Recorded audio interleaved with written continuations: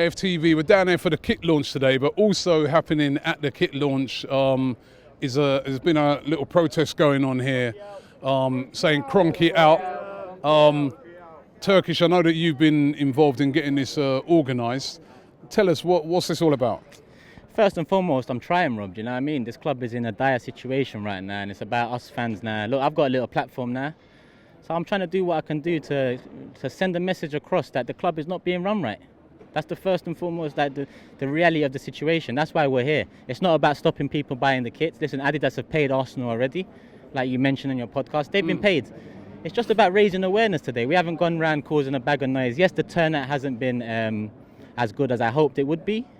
But listen, this is just the beginning, Rob. Like, I see people online already looking down on it, pointing their fingers. Oh, see, I told you and this and that. Listen, told me what? Told me what? Have I done a protest before? No. Is it for me? This ain't for me. No one here is for me. They're for the club. So what's the message today? The message is, the be-all and end-all, like you just said, is Kroenke out. But now he's 100% owner. There's a lot of tangibles to go with that. Show us you care, Kroenke. Whether it's you or whether it's Josh, one of you, show us you care. Do you know what I mean? If it's Josh running the club, go and ask Daddy for some money. Do you know what I mean? Because Arsenal, he doesn't seem to care at all about this club. It seems like his interest in soccer, football, whatever he likes to call it, is non-existent. I feel like he cares more about his American sports teams than he does Arsenal. And a report came out recently where he said, listen, there's easier ways to earn money than through Arsenal, but he's going to hold on to us. Right, listen, would his argument not be, though, or would the argument be for people sort of around him that, listen, wait first, you know what I mean? The summer's not over. Nope. There's still time to make transfers. There's still time to, bring players in, show a bit of ambition, because it is in effect still quite early in the transfer window. Listen, Kroenke hasn't shown one bit of anything for me to have faith in him. This issue with Kroenke dates back 10 years. Why wasn't Usmanov allowed on the board? Why wasn't he allowed to make decisions? Why wasn't he allowed to put in money? That was Kroenke's decision. The guy owned 30% and you wouldn't allow him on the board. That was clear racism, but it's not been reported like that. What I'm saying is now that he owns 100%... No clean slate. No clean slate, Rob. No, but hold on. Now that he owns 100%, so he's just recently taken over and he's running 100%, do we not need to then say, right, show us something now? Because if someone's just taken over 100%, it's very unlikely that they're going to walk away from that, right? So shouldn't we be saying, all right, show us what you got. Show us what you're going to do now. You've got rid of the guy that, was involved. Now it's all down to you. Show us what you got. Does he not deserve a bit of time there? No time whatsoever. No time whatsoever. Show us what? Show us what. We've had half the transfer window already, Rob. And we look at the teams around us. Yes, they haven't made many signings. Okay, Man United had completed one recently. Tottenham seem to be going for breaking our transfer record. Do you know what I mean? So, time for what? Time for what? Hold on, Mustafi and Mickey are still at this club. At least get rid of dead wood. If you're not going to buy it, at least. How do you know he's not going to? That's what I'm saying. He might still do that. So what I'm saying is, do you not then say, right, listen, yes, you were in charge, but it was like an old regime. They've made a lot of errors. They've made a lot of mistakes. All right, I'm in charge now. I brought in some new people.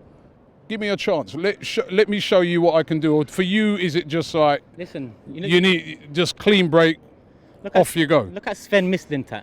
He left Arsenal Football Club to go work for Stuttgart. He left this club. Why? Why? Because obviously there's something very wrong behind the scenes. Obviously. So that's showing me that nothing's changed. He's had 3 windows. Yes, he's been owner since last year. That's 3 windows to get rid of some of the dead wood. Who have we actually got rid of? Who have we actually physically gone out and sold? Not allowed a contract to expire. Who have we gone out and sold? It is difficult, isn't it? It's like if you've got a player that's under contract and you want to get rid of him, suppose that player says, well, actually, I don't really want to go. I've got 3 years left, or I'm on a big contract, like say Mesut Ozil, for instance, and he says, I'll stay, unless you find another club that will pay me the same as you're paying me, and a club that's on similar level, I ain't going. I mean, it's difficult if someone's under contract. But why are we the only club to go through these sort of things? When other clubs want to get rid of players, they fucking get rid of players. It seems like Arsenal always have an excuse for something, whether it's the lack of money, whether it's the wages, whether it's getting rid of players. We've always got an excuse for something. No other club go through what Arsenal go through in terms of transfers, in terms of structure, in terms of fees, in terms of everything. No other club go through it. And it's been like this for 10 years, Rob. So why should I give Stan Kroenke or Josh Kroenke a clean slate because he finally realised Wenger wasn't the man, or he's finally 100% owner? When he wasn't 100% owner, he shafted Usmanov to the side. Now let me get... Usmanov owned 30%, Kroenke owned 60%, yeah? You allow Usmanov on the board, he will spend money. That's not out of Kroenke's pocket. He will improve the club by spending money. Now, the club will improve. We'll start winning some more, challenging some more. So the money that comes back, does it go to Usmanov? No. 60% of the shares is owned by Kroenke. So he will make more money off that. So it shows what sort of a man he is that he didn't allow Usmanov on the board. What did he do when he first came over here? Tried to fucking do a trophy hunting channel and bring it to British TV. What kind of a man is that? Now, Josh is another entity, but Stan is a disgraceful human being, first and foremost. Forget as an owner. As a human being, he's not someone to look up to. He's not a role model. He's a snake. He's a leech. And look what he's done to Arsenal Football Club. It's not just this window. It's not You're not going to give him no chance. So for you, no chance. Newcastle away. Newcastle away, the banner will come out. I guarantee it. I guarantee. There's 5 weeks left of this window. I guarantee to you, Rob, I won't be happy. What with if this in window. 5 weeks of this window he pulled off a big signing? Say 2-3 big signings came in here, you know, because will you get any momentum for your protest if that happens? Because if he did, you know, listen, football fans want to see big signings, and if 3 big signings or 3 very good signings came in and we got off to a very positive start, would you still be saying the same thing? Yes, I would be. Because we got off to a positive start last year as well. Bar the first 2 games, we went on a 22-game unbeaten streak. And if you go back to my interviews, when everyone was saying, be a bit more positive. Why should I be a bit more positive when you know the quality of our players in this team are not good enough? You know when push comes to shove, there's no heart, there's no fight, there's no determination. I could really go in there, because that fucking Adidas advert, they had Mesut Ozil saying, "We don't hide." They took the piss doing that. They know what they're doing in that advert. We don't hide. Mesut Ozil, he's been hiding for years. Do you know what I mean? They're taking the utter piss. Yes, the advert is good, but they're taking the absolute piss out of everyone. Ozil, don't hide. Don't fucking hide. Don't make me laugh right now, because I could really go into this club and rip it apart in terms of how shit's gone pear-shaped in the last 10 years.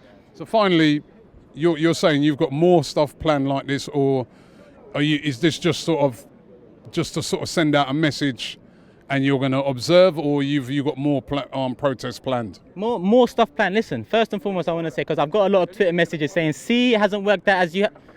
How do you lot know what I planned for today? We've got about 36, 40 people. I've got all their names and numbers. It's about building from here. It's about building, raising awareness. But this time next year, believe there'll be a lot more people outside this stadium than this today. It has to start somewhere, Rob. And if someone doesn't take the initiative to start it, we'll be in the season and we'll be wondering what the fuck's happened. I'm still saying, what if it's a successful season? What if because fans, you know, they want to, you know, when you're winning things, people quickly, you know, you've seen even at Man United, right, over the years, Glazers out and that, but then when they win a few things, that's quickly forgotten. So no, but who are we a bit fickle with this? You seriously think that this is the beginning of, you know, something that will see him out? Yeah, because it's not just about challenging in the season. It's about showing ambition in the transfer windows. It's about adding a structure to the club that benefits us in the long term. It's about, look, why am I here upset Monday morning outside the stadium? I'm going Rome in a couple of hours. I'm here protesting about fucking Stan Kroenke. Do I want to be doing it? No. But like I said, something has to be done. Will we sign 2-3 players? I could laugh at you when you said that, Rob. But I know obviously this is AFTV. I know this is a channel for you have to be subject. You have to be like impartial. But people telling me you're going to sign 2-3 players. People saying, what if they unveil players at the kit launch? I could laugh at them comments.